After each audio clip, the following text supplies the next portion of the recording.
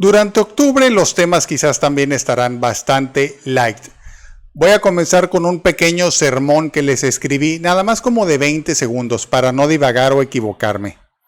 Cómo lidiar con posturas ideológicas. Abanicos ideológicos. Existen muchas posturas de centro, izquierda y derecha. No son una o dos o tres, es todo un abanico de opciones. En el mejor de los casos, grandes masas, estoy hablando de funcionarios y gobernantes, no ven todas las conexiones causa-efecto entre sus ideas, sus acciones, sus decisiones y los efectos que producen en el pueblo, en el mejor de los casos. Y después no saben qué hacer. Se quedan necios y tercos cuando se agotan los recursos y quedan en una parálisis, y eso lo que logra es que los rivales políticos terminen ganando con cualquier crítica. En el peor de los casos, y pasa mucho, y lo puede usted ver en las noticias serias y en las declaraciones de políticos, en el peor de los casos causan problemas intencionalmente, y esto no hay forma de disfrazarlo, ignorarlo o justificarlo. Causar problemas o omitir y retrasar las soluciones. Mi única sugerencia al respecto por ahorita es no pelearse con los ciudadanos de a pie, sus amigos, sus conocidos, su familia, por estas posturas. Relájese un poco.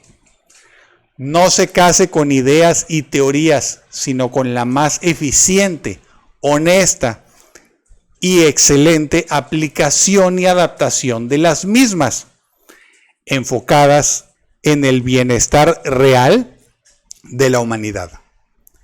En mi caso muy personal, como sugerencia, ya que puede usted tomar o no, inspirándose en el amor a Dios y en el amor al prójimo, y en mi caso así lo siento, en el amor que Él me tiene a mí. Seleccione usted su motivación. Amigos y conocidos utilizan otras palabras, otra terminología como empatía, etc. Fin del sermón y pasamos a otro tema.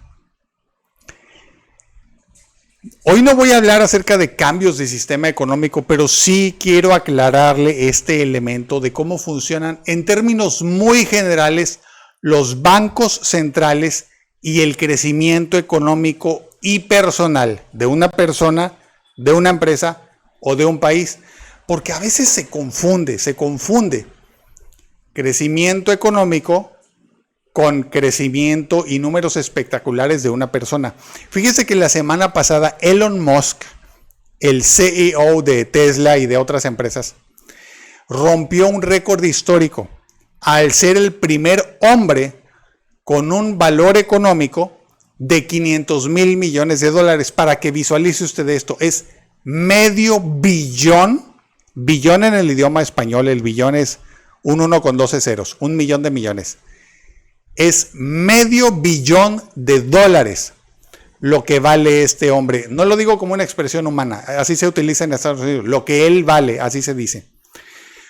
Esto, la verdad, se sataniza, no es cierto. Cuando utilizan esas cifras, realmente no son cifras reales. No piense usted que él tiene ese dinero ahorita en su bolsillo o en su cuenta bancaria. No.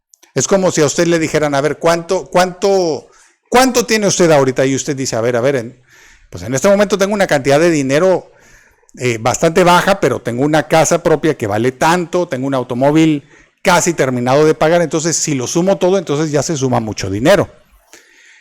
Entonces los estadounidenses utilizan ese tipo de expresiones para decir cuánto vale tal CEO. Incluí en esta cifra, esta cifra que le di incluye todas las acciones que Elon Musk posee de Tesla y de otras empresas, tomando en cuenta que no las está vendiendo. O sea, las acciones son solo un papel que dice que un pedazo de la empresa vale tanto en este momento. Y si la empresa se va a pique o si se va hacia arriba, ese valor que le mencioné puede subir o bajar con esas acciones. Y es posible que él las venda cuando estén muy altas y que reciba una pequeña cantidad de dinero, porque solo va a vender un poco de las acciones que tiene y para nada va a recibir de golpe esta cantidad. Pero si él vendiera todo lo que tiene y hubiera alguien dispuesto a comprárselo al valor que tenían esas cosas la semana pasada, sus ahorros, su dinero, creo que todavía oficialmente no tiene casa él, pero todas las acciones que vende, bonos, etcétera, etcétera, inversiones, ahorros, ese es el monto que valdría todo eso la semana pasada. Posiblemente hoy ya cambió, pero el cambio que yo espero es mínimo. Grábese esto, por favor, y esto sí es importante en cuanto a la desigualdad. Cuando un hombre aumenta mucho su riqueza, como ha pasado con él desde la pandemia con otros como los CEOs de grandes empresas tecnológicas como Amazon, Google, Microsoft y otras empresas no tecnológicas, pero que aumentan mucho su valor, la empresa o los líderes, los principales accionistas CEO, eso no es lo mismo que desarrollo o crecimiento económico. Porque el hecho de que se dé esta concentración y que ellos tienen mucho más que antes, porque le voy a dar cifras de la semana pasada, o sea, no le voy a dar los números, pero sí quiero que sepa que actualizado a la semana pasada, la riqueza de los hombres más ricos del mundo ha aumentado muchísimo en comparación con la del resto de la humanidad. Usted está en el resto de la humanidad, ¿eh? Usted no está en la primera cantidad, se lo informo. Hablando numéricamente y estadísticamente. Entonces, ha aumentado muchísimo y eso no significa que haya crecimiento económico para todos. Grábese este dato. Los bancos centrales de un país no se dedican a imprimir automáticamente billetes para que cuando hay una concentración de capitales, el dinero fluya de manera sana entre todos los demás. Le hablé de satanizar. Por un breve paréntesis voy a defender a los más ricos del mundo. O sea, al ellos y sus empresas tener este aumento y concentración de capitales, tomando en cuenta que han demostrado que son astutos, o sea, inteligentes sí son. Entonces ellos podrían generar muchísimos más empleos y desarrollo porque han demostrado su talento. En teoría podría pasar eso, ¿no? Pero en la realidad lo que ha pasado estadísticamente durante muchos años y específicamente lo que está pasando ahorita desde antes de la pandemia y desde la pandemia es que esa concentración de capitales les lleva, como yo ya describí en videos anteriores, a impulsar algunas industrias viles, a recortar empleos que son muy edificantes y buenos para la sociedad y a generar una presión de manera que haya más gente buscando un empleo digno para sostenerse y como no lo encuentran tienen que trabajar en industrias viles. Algunas se relacionan con atender a los más ricos del mundo en su vida de lujos. No quiero llamarle industrias viles y quiero que nadie que trabaje en esto se sienta mal, pero por ejemplo, ayudantes en yates, limpieza de yates, y ni modo es la realidad. Servicios sexuales, porque estos hombres están trabajando activamente para que haya esa presión. Y entonces los bancos centrales podrían, en mi opinión, AMLO explicó esto en una mañanera, se podrían tomar algunas medidas que no necesariamente son cobrarles más impuestos, pero tome en cuenta usted que si los bancos centrales imprimieran más dinero para crear un balance y poner los gobiernos a ese dinero a trabajar en generar empleo, eso automáticamente implicaría que el dinero que ahorraron estos hombres que se ganaron con su trabajo, independientemente de cuánto los admire usted o no, valdría menos, porque si ellos tienen una cantidad, al tener todos un poco más de dinero, el resto de la humanidad, esta cantidad no crece automáticamente. El Banco Central imprimiría más dinero para poner a circular con proyectos, etcétera, etcétera, y no les darían a ellos más dinero. Entonces, proporcionalmente podríamos decir, porcentualmente, que equivaldría a que tienen menos. Y como los bancos centrales, al circular más dinero, competiría, fíjese muy bien, habría una competencia de que el resto de la humanidad invertiría en proyectos tratando de sacar adelante sus negocios y esto les limitaría a ellos el acceso a recursos para hacer lo mismo que están haciendo. Hay que decirlo en muchos casos con industrias viles, les recuerdo lo del turismo espacial. Entonces, al haber esta competencia, lo que hacen los bancos centrales, es decir, por moderación, por protección, para mantener el capitalismo tal como está, vamos a moderar y no hay que entrar en una impresión desmedida de billetes. No hay que disparar pánico, no hay que disparar inflación y por lo tanto tampoco hay que disparar ni empleo ni crecimiento para todos. Y por lo tanto la concentración de capitales nos lleva a que es más difícil el crecimiento económico. Más que impulso, es una limitación. Y como le digo, históricamente, aunque ellos generan grandes cantidades de empleo, está en un desbalance de tal manera que lo que se genera siempre se cuida que sea una cantidad que mantiene la balanza laboral presionada. Y un dato que les di la semana pasada, que salió la semana pasada, es que en estos momentos esa balanza laboral está en una condición en la que es mayor la cantidad de personas buscando empleo que las vacantes en forma creciente. En años anteriores se decía que estas personas está bien que funcione el sistema así porque como son los que pueden generar empleos, está bien que concentre capitales. Como yo le digo, ellos ya demostraron ser muy talentosos. Pero lo que se ha demostrado históricamente es que poder no es hacer. El hecho de que puedan hacerlo no significa que lo estén haciendo. Están avanzando en sentido contrario.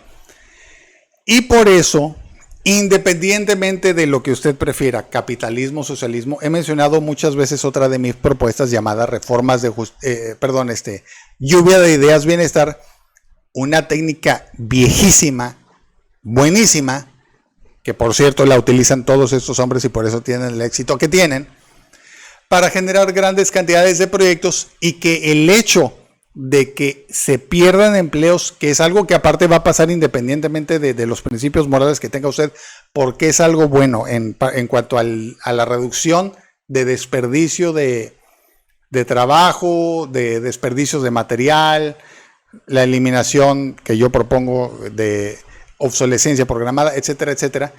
La pérdida de empleos no debe ser como una pérdida, debe convertirse en una ganancia para la sociedad y en el futuro tenemos que avanzar hacia una sociedad que tiene menos trabajo y que vive mucho mejor con eso. No significa que usted va a estar preocupándose por ver cómo cuida lo poco que gana, no. Que nos vaya bien en la realidad a todos, pero después voy a hablar de eso. El punto es grábeselo bien. Concentración de capitales en los más ricos, por talentoso que sean, no es una buena noticia para todos, ni históricamente ni en la realidad, y lo que se haya idealizado de que sí nos puede ayudar, en realidad no está pasando, a pesar de que haya avances tecnológicos que estos hombres son capaces de producir. Al mismo tiempo que los producen, los paralizan y los retrasan. Voy a hablar sobre la tolerancia religiosa. A riesgo total de quedar en ridículo, le voy a decir que el conflicto duro, estoy usando esa expresión porque entre Israel y Palestina hay un conflicto desde hace muchos años, pero el conflicto duro, amigos izquierdistas y que se expresan de una manera muy radical, recuerden por favor que este canal yo no puedo arriesgarlo y por lo tanto tengo que usar un lenguaje extremadamente moderado. El conflicto duro entre Israel y Palestina, que me parece que lleva desde 2023, me voy a arriesgar a decir que está a punto de terminar, o que incluso, aunque vea usted en las noticias que Israel arreció los ataques, me parece que antier, los arreció después ayer, y que ahorita siguen esos ataques, considero que está terminando, pero de una manera efectiva. Después de eso se va a quedar el conflicto permanente, pero con un alivio permanente o con un alto al fuego permanente entre ambos lados, que en una opinión, ya si usted la comparte o no, puede, con la debida presión social, llevar a una mejoría en la calidad de vida. No me voy a arriesgar a decir recuperación de tierras y casas por parte de los palestinos, no, pero sí es muy posible que en el futuro haya no voy a decir posible, es ligeramente posible, y con la debida presión social es posible que en el futuro haya mucho bienestar mutuo comparado con lo que hay ahorita. Pero lo que le quiero decir es que sea como sea, Donald Trump presentó un plan que usted lo puede ver ya sea con una de dos etiquetas, mejor o menos peor que los planes anteriores tanto de Donald Trump como de Joe Biden y de otros gobernantes árabes que trataron de intervenir para que se termine este conflicto duro. Me refiero a la etapa dura que se está viviendo ahorita, que implica una destrucción fuerte de la ciudad de Gaza y a niveles que se requerirían grandes medidas para que se recupere, y más o menos eso es lo que está proponiendo Donald Trump, sin hablar de una recuperación de territorio y casas para los palestinos. Mucho ojo, no se está incluyendo eso por ahorita en su proyecto. Una parte de las que considero más efectivas, esa es la palabra que voy a usar, olvídese de teorías bandos, yo estoy hablando de esto muy fríamente, como algo que creo que está pasando y le voy a describir lo que él dice. Una parte muy importante de su propuesta es que Gaza sería gobernada por tecnócratas enfocados en implementar de una manera efectiva, y esto es algo que ya había pasado antes en otra región que no voy a mencionar ahorita, medidas de tolerancia religiosa. Mucho ojo, el plan no indica por ningún lado que el gobierno de Israel va a aplicar las mismas medidas. Pero ciertamente, pues para los que me han visto hablar en Twitter últimamente sobre autoridad moral adquirida y cómo eso detendría ciertas cosas y no se detienen ciertas desgracias para México, yo considero que sí es más fácil que se abra la puerta para que en un futuro haya un bienestar de otro nivel más alto para los palestinos, pero el punto en el que me quiero concentrar es la tolerancia religiosa. Y le quiero decir, en concordancia con el sermón con el que abrí este video, que la tolerancia religiosa y la tolerancia en general para todos los seres humanos me parece como una hermana menor del amor al prójimo. Me parece insuficiente. Cuando salimos a la calle, yo no sé qué tanto usted tolere a los demás, pero creo que tolerar es como, a ver, yo tolero algo que no me gusta, pero no voy a reaccionar agresivamente. Yo voy a un lugar, por ejemplo, si la comida que me dan no está deliciosa, yo digo, yo no me pongo a insultar a la cocinera o cocinero con grosería, ¿no? Simplemente digo, bueno, esto está bien, no está excelente, o a lo mejor, bueno, esto hoy no salió rico. En fin. Entonces, una cosa es amar al prójimo y otra cosa es tolerarlo. O sea, imagínense, yo tolero que existas. Como no eres de mi religión y tu religión yo no la entiendo, o yo vi películas donde los de tu religión están locos, pero la verdad es que no es cierto, pero como yo no lo sé, entonces yo tolero que tú tengas esa religión. Yo tolero esto. Como leí en Twitter, por ejemplo, que los de tal religión son así, y eso que están haciendo es muy malo, y yo ignoro por completo que es solo una minoría de personas de esa religión, la verdad.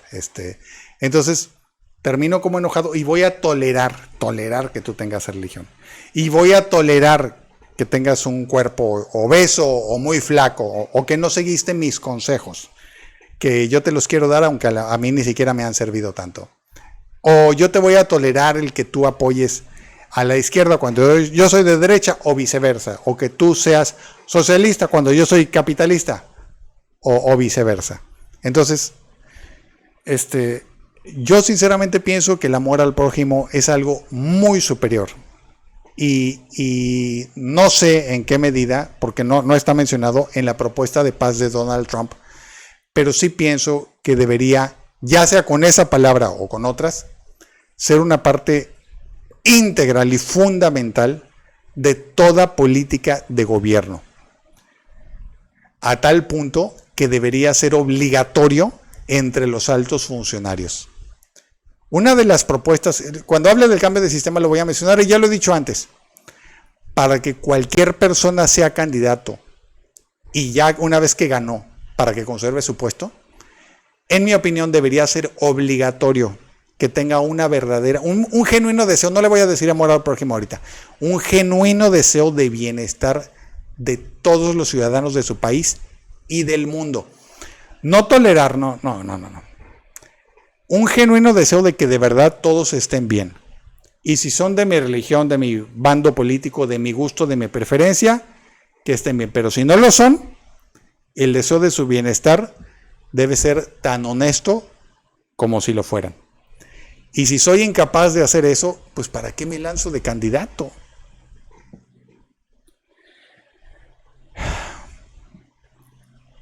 Voy a cerrar con esto que yo lo leí en Universal y mi pastor lo mencionó, lo ha mencionado varias veces en la iglesia y sabe que no ha sido atendido.